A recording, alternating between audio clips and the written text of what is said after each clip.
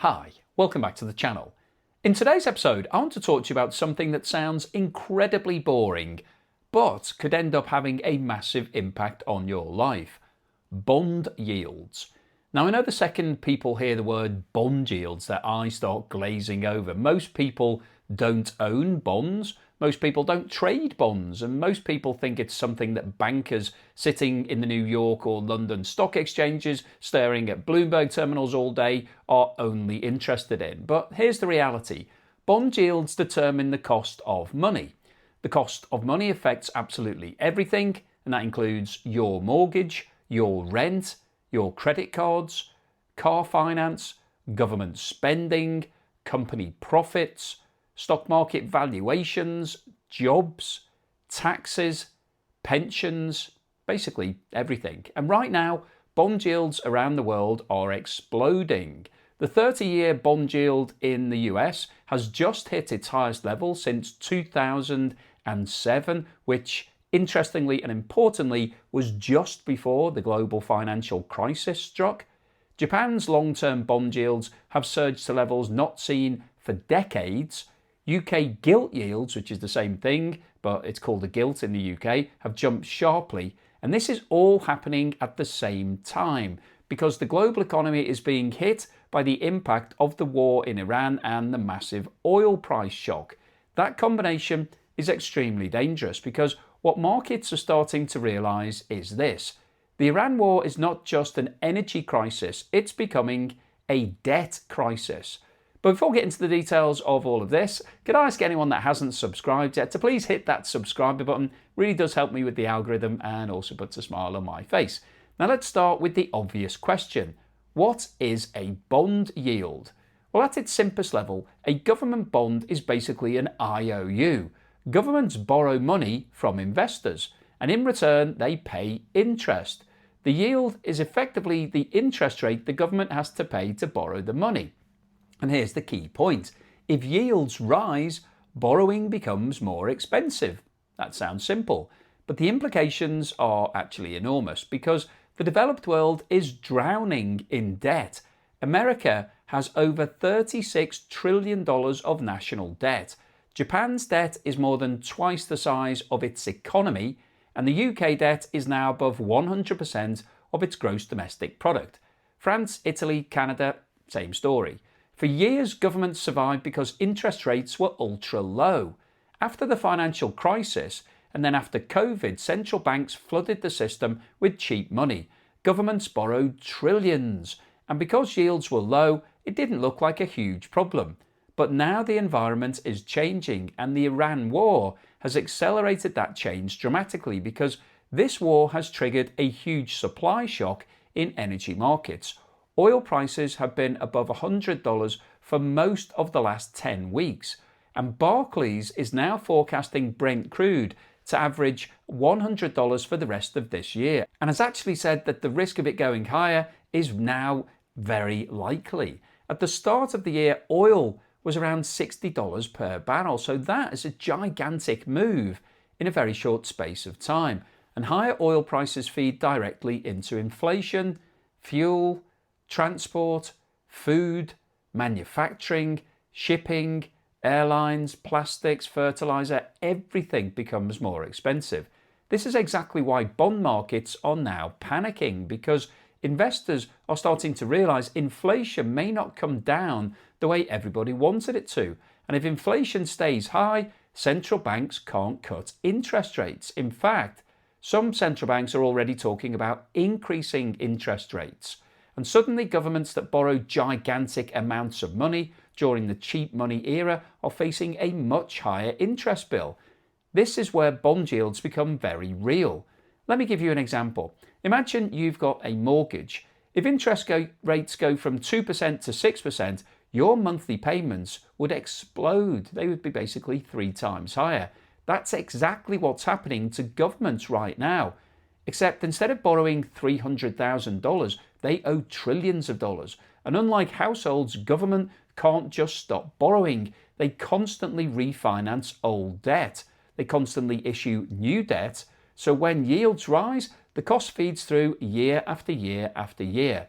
That means governments suddenly have less money available for everything else. So that's less money for healthcare, less money for pensions, less money for defence, less money for infrastructure, and less for benefits. And eventually, governments are left with horrible choices: either raise taxes, or cut spending, or borrow more money at expensive levels, or print more money, and none of those are politically attractive. And this is why bond markets matter so much. They are effectively the mechanism through which financial reality catches up with governments. For years, markets tolerated huge deficits because borrowing was cheap. Now borrowing is no longer cheap, and markets are starting to ask uncomfortable questions. Can these countries actually afford all of this debt? That's the fear now building underneath the surface. And this is where the Iran war feeds directly into the story, because if oil stays above $100, as Barclays is predicting, inflation pressure stays elevated. If inflation stays elevated, yields stay higher. If yields stay higher, debt servicing costs explode. And if debt servicing costs explode, governments have a serious problem. That's the chain reaction, and we're already starting to see signs of stress. The UK has just announced its biggest April budget deficit since the pandemic. Government borrowing came in at £24.3 billion for the month alone, far higher than expected, and the second highest April borrowing figure on record. And this matters because it tells you something very important.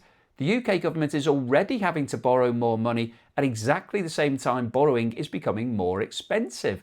That is the trap. For years, governments around the world got used to ultra cheap money. Borrowing didn't feel painful because interest rates were nearly zero. But now yields are rising sharply, and that means every pound, every dollar of extra borrowed money costs more to service. The UK's debt interest bill is now exploding, and this is before the full economic impact of the war in Iran has really fed through, before the oil shock has hit consumers, before we've seen the full impact on company earnings, before unemployment starts rising, before tax revenues start weakening. In fact, we're already seeing some warning signs right now. Retail sales in the UK fell by 1.3%, which is the biggest drop in nearly 12 months, with fuel sales collapsing as households started cutting back. So if borrowing is already coming in this badly, what does it look like in 6 months from now if oil stays above $100? That's the question markets are starting to ask. And this is why bond yields matter so much, because when yields rise, governments lose room to manoeuvre. Every crisis becomes harder to deal with. Every support package becomes more expensive. Every extra pound or dollar borrowed creates even bigger future interest payment problems. And once markets start worrying about debt sustainability, the spiral can become self-reinforcing. Governments borrow more because the economy weakens. Markets demand higher yields because debt is rising. Higher yields increase interest costs, which pushes borrowing even higher. That's the dangerous cycle. And we're not just seeing this in the UK, we're seeing it in the United States, in Japan, we're seeing it basically across most of the developed world, because the entire global system was built around the assumption that money would stay cheap forever. And now that assumption is being challenged very aggressively by inflation, energy shocks, and geopolitics. Japan is at an incredibly vulnerable position right now because it has an enormous debt pile. For years, Japan survived because yields were near zero, but now Japanese bond yields are climbing sharply. And when you have debt of more than 250% of GDP, even small increases in yields become massively significant. The United States has a different problem. The US can probably survive higher rates better than most countries because the dollar remains the world's reserve currency. But even there, the numbers are becoming uncomfortable. The US now spends more on interest payments than defence. Just think about that for a moment. The richest country in the world is spending more servicing its debt than funding its military. And if yields continue rising, that number gets worse very quickly. This is why markets reacted so strongly when the US 30-year Treasury yield hit levels not seen since 2007, because 2007 was the period just before the financial crisis. Now, I'm not saying we're about to see another global financial crisis tomorrow, but what I am saying is that the markets are starting to recognise that the era of ultra cheap money is now over. And if it's over, then a lot of things in the global economy have been priced completely wrong. That includes government debt, that includes stock markets, that includes property, that includes company valuations.